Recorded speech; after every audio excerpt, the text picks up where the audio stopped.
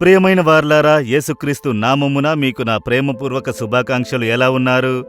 బాగున్నాము, సంతోషంగా ఉన్నాము అని చెబుతున్నారా? మంచిది. అది మాత్రం చాలదు, జాగ్రత్తగా ఉండాలట. దేవుడు చెబుతున్నారు, నా పిల్లల్లారా జాగ్రత్తగా ఉండుడి అని. ఏంటండి చెబుతున్నారు అని అంటే, ఇప్పుడు లోకంలో జరుగుచున్నవి చూడండి. ఇది ఆఖరి కాలము, దేవుని రాకడ సమీపంగా ఉన్నది. ఒక ప్రక్క యుద్ధాలు, యుద్ధ వార్తలు, ఇంకొక ప్రక్క కరువు, కాటకాలు పెరుగుచున్నవి, ఇంకొక ప్రక్క సంహారపు వ్యాధులు దాడి చేయుచున్నవి, ఇంకొక పక్క ప్రకృతి వినాశనాలు, అనేక ఆపదలు, వరదల వల్ల నాశనములు, అగ్నిపర్వతముల వల్ల ఆపదలు, ఇలా ప్రకృతి నాశనముల వలన అనేక విపత్తులు, విమాన విపత్తులు, పలు విపత్తులు, మరణాలు, రక్తం చిందించబడుట ఇలా పెరిగిపోవచ్చున్నవి. ఎందుకిలా జరుగుచున్నవంటే ఆఖరి కాలం ఇలాగే ఉంటాయి. ఇక ఇలాంటి కీడులు పెరిగిపోతాయి. వేదంలో చెప్పబడినవి ఇప్పుడు నెరవేరుచున్నవి. అయితే మనం ఏం చెయ్యాలంటే, దేవుడు చెబుతున్నారు, ఏం చెప్తున్నారంటే రోమా 12:11లో ఆసక్తి విషయంలో మాంద్యులు కాక ఆత్మయందు తీవ్రత గలవారై ప్రభువుని సేవించుడి. 3 కార్యములు చెప్తున్నారు. 1, మీరు జాగ్రత్తగా ఉండాలి, మాంద్యులుగా ఉండకూడదు.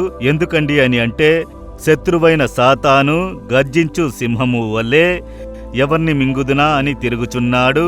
సాతాను మరుగయ్యుండి పనిచేయు ఆత్మలోకములో సంచరించుచున్న దుష్ట ఆత్మ. వాడు దేవుని పిల్లలకు విరోధంగా కీడు చేయుటకు, వారిపై దాడి చేయుటకు, వారిని స్తంభింపజేయుటకు అనేక కార్యములు చేయుచున్నాడు. కనుక మీరు జాగ్రత్తగా ఉండుడి. శత్రువుని బట్టి దుర్బోధ తీసుకుని వస్తాడు, అబద్ధమును నమ్మించును, బైబిల్లో ఉన్న వాటిని తప్పుగా అర్థం చెప్పి వాటిని నమ్మించును. ఇవన్నీ ఆఖరికాల సంభవములని వేదము చెబుతున్నది. మీరు మందమతులుగా ఉండి అన్నిటినీ నమ్మకుండా జాగ్రత్తగా ఉండాలి.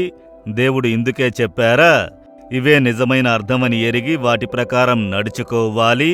అది మాత్రమే కాదు, ఆత్మలో తీవ్రత కలిగి ఉండాలి.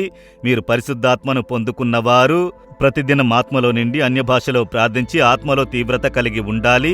పొందుకొనని వారు ఆ అగ్ని, పరిశుద్ధాత్మ అగ్ని మీ జీవితంలో పొందుకోవాలి. మీరు తీవ్రత కలిగి ఉంటే ఏ కీడు మిమ్మును తాకదు. ఇప్పుడు గర్జించు సింహము వలె సాతానుడు సంచరించుచున్నాడు కదా.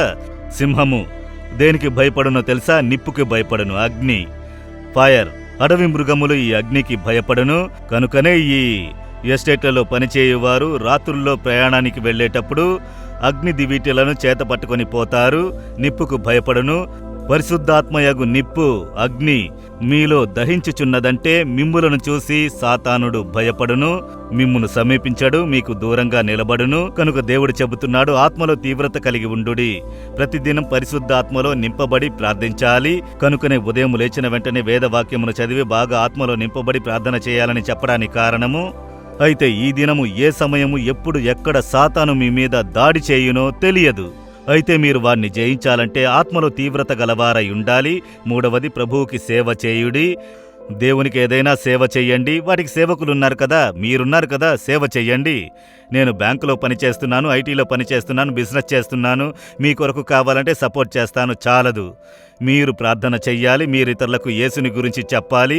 ప్రభువుకి సేవ చేయడం అంటే స్టేజ్ ఎక్కి ప్రసంగించుట కాదు. ఒక వ్యక్తిని చూసి చిరునవ్వుతో జీసస్ లవ్స్ యూ, బావున్నారా, మీ కొరకు ప్రార్థన చేస్తున్నానని చెప్పలేరా? మీ తోటి ఉద్యోగస్తులు, మీరు దర్శించు వారితో ఈ దినం బావున్నారా, యేసు మిమ్మల్ని దీవించునుగాక. యేసు, ఒక మాట యేసు అన్న నామమును చెప్పండి. వారు యేసుని గురించి తెలుసుకోవాలంటే ఒక కరపత్రికను ఇవ్వండి. ఒక వ్యక్తికి ఒకే ఒక రోజు, ఒక దినము ఇవ్వండి, చాలు.